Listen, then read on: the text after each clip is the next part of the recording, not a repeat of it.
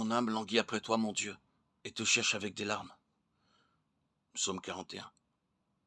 La première année de ma vie au monastère, mon âme connut le Seigneur dans le Saint-Esprit. Le Seigneur nous aime infiniment.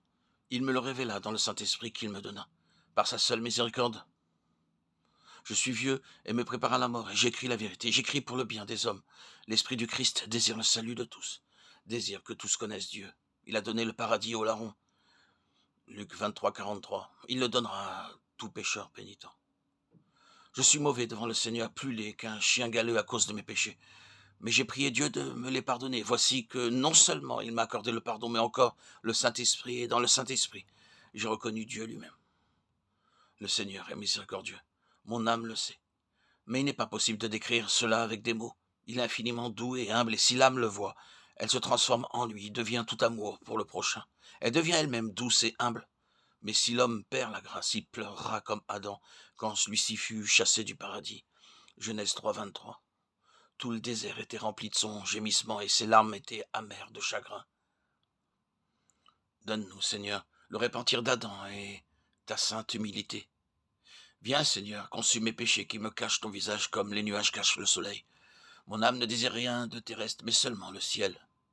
Le Seigneur est venu sur la terre pour nous conduire où lui-même et sa très pure mère réside, et où se trouvent aussi ses disciples et ses compagnons. C'est là qu'il nous appelle, nous aussi, malgré nos péchés. Là, nous verrons les saints apôtres parvenus à la gloire en annonçant la bonne nouvelle. Nous verrons les prophètes, les saints évêques, les docteurs de l'Église, les vénérables ascètes qui humiliaient leur âme dans le jeûne.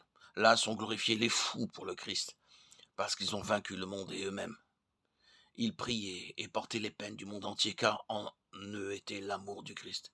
Et l'amour ne souffre pas qu'une seule âme se perde.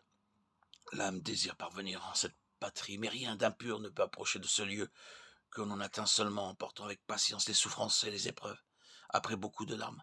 Seuls les enfants qui ont gardé la grâce de leur baptême y arrivent sans affliction.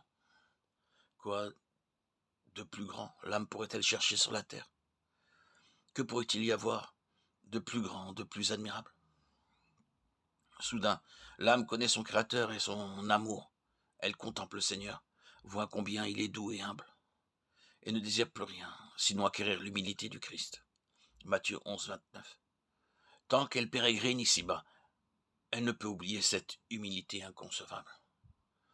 Ô miséricordieux, donne ta grâce à tous les peuples de la terre afin qu'ils te connaissent, parce que sans ton esprit, l'homme ne peut te connaître, ni comprendre ton amour.